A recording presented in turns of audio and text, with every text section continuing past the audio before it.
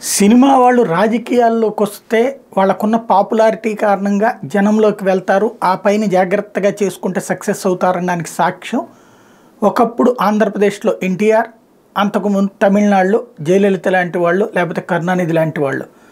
అది ఆ తరం. ఆ తర్వాత సినిమా వాళ్ళు సక్సెస్ అయిన చరిత్ర కనిపించట్లేదు.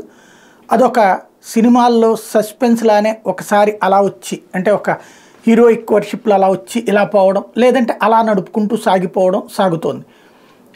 టోటల్ ఒక రాష్ట్రాన్ని శాసించాలి అని వస్తారు, లేదా ఒక రాష్ట్ర ముఖ్యమంత్రి కావాలని వస్తున్నారు, మధ్యలోనే మిస్ అయిపోతున్నారు.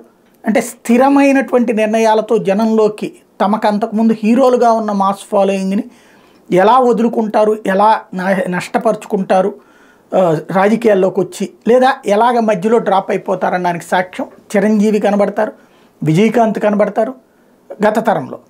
ఇప్పుడు వచ్చేటప్పటికి ఓ పక్కన పవన్ కళ్యాణ్ ఈ పొత్తుల యాక్టివిటీలోకి వెళ్ళిపోయారు. ఆయన ఇక సీఎం అనేటువంటి కాన్సెప్ట్ పక్కెళ్ళిపోయింది. జస్ట్ ప్రస్తుతం చంద్రబాబు గారిని సీఎం చేసే పనిలో ఉన్నారు, రాజకీయాల్లోనే ఉన్నారు. అట్లా కమల్ హాసన్ కూడా తమిళనాడు ముఖ్యమంత్రి అవుతానంటూ వచ్చేసినటువంటి ఆయన ఇప్పుడు చివరికి ద్రవిడ మున్నేట్ర కజగం డిఎంకే ఐఎన్డిఐఏ కూటమిలో ఉంటే ఇప్పుడు అందులో ఆ డిఎంకేతో పొత్తు పెట్టుకుని ఎన్నికల్లో పోటీనే చేయకూడదని నిర్ణయించుకున్నారు. 2014లో పవన్ కళ్యాణ్ నిర్ణయించుకున్నది ఇప్పుడు పార్లమెంట్ ఎన్నికల్లో కమల్ హాసన్ నిర్ణయించుకున్నారు. దానికి బదులుగా ఒక రాజ్యసభ స్థానాన్ని గిఫ్ట్గా ఇవ్వడానికి, అంటే 2 ఏళ్ల తర్వాత రాబోయేటటువంటి రాజ్యసభ ఎన్నికల్లో ఒక రాజ్యసభ స్థానాన్ని తీసుకోవడానికి కమల్ హాసన్ ఇవ్వడానికి డిఎంకే ముందుకొచ్చింది. తద్వారా ఒక రాజ్యసభ సీటు కమల్ హాసనే తీసుకుంటారనుకుంటా. అప్పుడు ఆయన అక్కడ నటిస్తారనుకుంటా.